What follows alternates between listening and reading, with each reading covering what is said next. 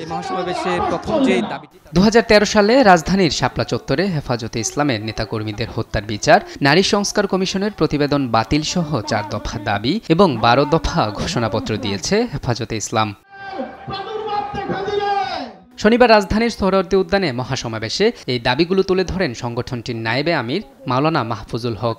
জানান, নারী বিষয়ক সংস্কার কমিশন ও কোরআন বিরোধী প্রতিবেদন দ্রুত বাতিল করতে হবে। সেই সঙ্গে শাপলা চত্বর ও জুলাই গণহত্যার বিচারে গতি আনতে ট্রাইব্যুনালের সক্ষমতা বৃদ্ধিরও দাবি জানান তিনি। নারী বিষয়ক সংস্কার কমিশন ও তাদের কোরআন বিরোধী প্রতিবেদন অবিলম্বে বাতিল পূর্বক আলেম ওলামার পরামর্শক্রমে ধর্মপ্রাণ বৃহত্তর নারী সমাজের প্রতিনিধিদের অন্তর্ভুক্ত করে নতুন কমিশন গঠন করতে হবে। এ সময় নারী সংস্কারের নামে কোরআনকে কটাক্ষ করেছে নারী বিষয়ক কমিশন বলে দাবি করেন হেফাজতে ইসলামের যুগ্ম মহাসচিব মামুনুল হক। বলেন, দেশের সংখ্যাগরিষ্ঠ মানুষের ধর্মীয় অনুভূতিতে আঘাত করার অপরাধে তাদের শাস্তি দিতে হবে।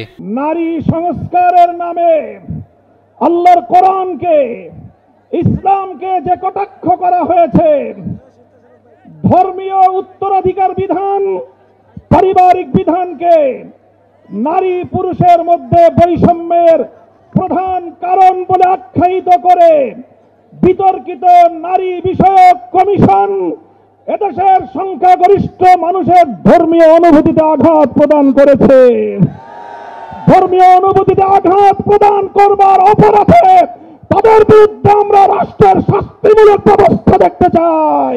এর আগে হেফাজতে ইসলামের সভাপতি মহিবুল্লাহ বাবুনগরীর পক্ষে লিখিত বক্তব্য পড়েন দলটির যুগ্ম মহাসচিব মাওলানা আজিজুল হক। বলেন, গণহত্যাকারী ফ্যাসিস্ট আওয়ামী লীগের সব সন্ত্রাসী কার্যক্রমের বিচার নিশ্চিত করতে হবে। গণহত্যার বিচারের পাশাপাশি ভারতীয় আধিপত্যবাদ ও আওয়ামী ফ্যাসিবাদের দালালদেরও বিচার করতে হবে। এ সময় আগামী 3 মাসের মধ্যে বিভাগীয় সম্মেলন এবং 23 মে 4 দফা দাবিতে দেশব্যাপী বিক্ষোভ কর্মসূচির ঘোষণা দেয় হেফাজতে ইসলাম। মোহাম্মদ আলাউদ্দিন, দেশ টিভি, ঢাকা।